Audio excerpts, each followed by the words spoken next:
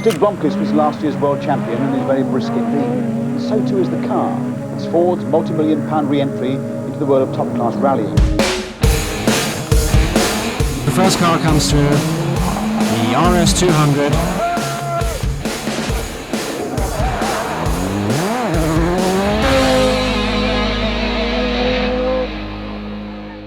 Welcome back to Collecting Cars and to Liddon Hill Race Circuit. I'm here today as a guest of the Targa Club, an exclusive members club for serious motoring enthusiasts. Today's event is called Fast Friends, which is very apt as we're going to be seeing some of the most significant rally cars in motoring history.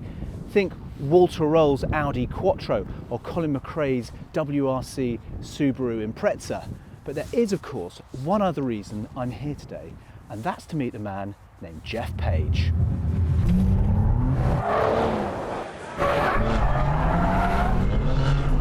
The name Geoff Page may not sound familiar, but Geoff was in fact responsible for building one of the most significant engines of the Group B era, the Ford RS200. With a brilliant backdrop of standing next to this RS200, Geoff, and your experience with these cars, just sort of take me back a bit and tell us how you became to get involved with these cars and actually where the project originally came from. Well, I get asked this question quite often, and basically it's a case of being in the right place at the right time. I was already racing myself in the early 80s, and I was working for a guy called Terry Hoyle at Maldon in Essex. Maldon is close to Ford Motorsport, to Doran, 7 miles down the road, and Terry was an ex-Borum guy anyway. One day there was a company in Germany called Audi that came out with this supercar called a Quattro, and won the first event, the first big event that they entered. They won it over the weekend. And on the Monday morning after this event, Peter Ashcroft, who was the boss of Ford at the time, Ford Motorsport, he got all of his engineers into the boardroom at Borum and sat them all around the table, and he sat at the head of the table. He said, right, Audi have just bought up this supercar called a Quattro, and he's banging the desk with his fist. He said, as of now, we stopped the 720T program, that's cancelled. We stopped the C100 program, which was the Le Mans program, which we were also doing some work on the engine for. And he said to the engineer, he said, right, we've got to build ourselves a four-wheel drive car. And by the way, you've got 6 months to do a prototype. So they're all looking at each other thinking, how are we going to produce this? And clearly what ended up happening was what we now know today as the RS200.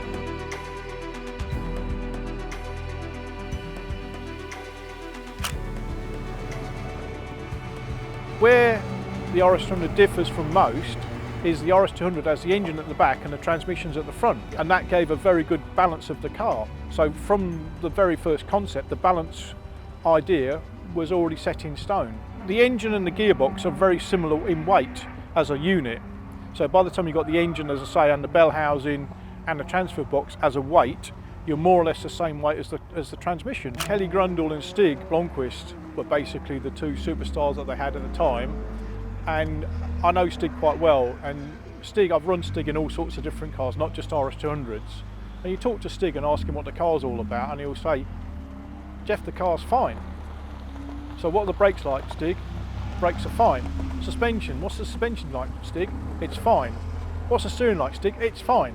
But Stig, there's only 3 wheels on the car. It's fine. Kelly Grundle, as I understand it, was dampers are a bit too stiff at the front. Right, so you got much more feedback. Yeah, we changed the spring rates, we changed the ride height, we changed the bump stops. He was that kind of guy. Stig would just drive it flat out.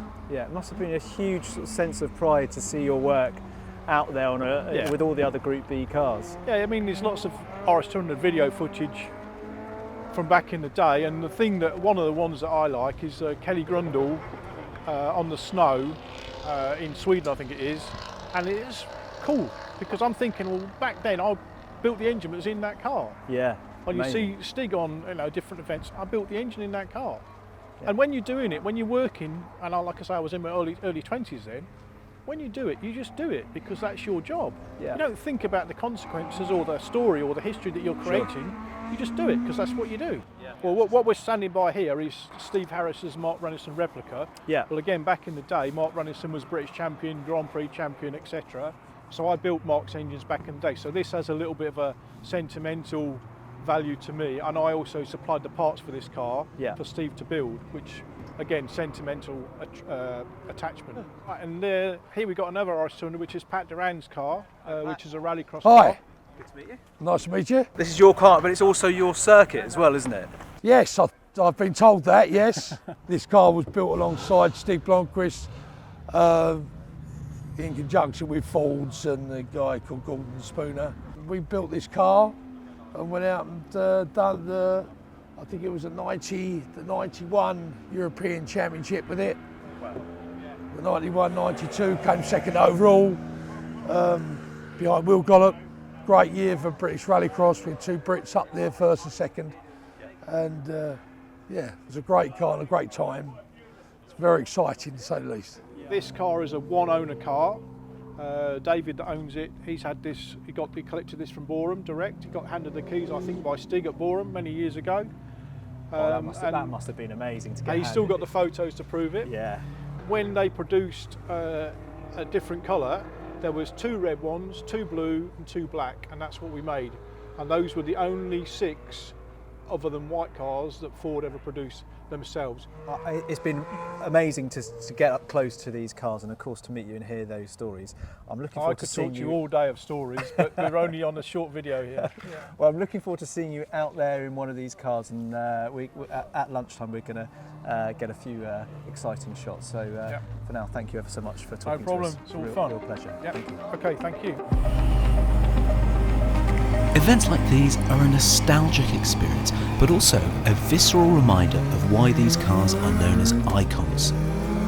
It's wonderful to see them being properly used by their new custodians and sharing their legacies with a new generation of enthusiasts.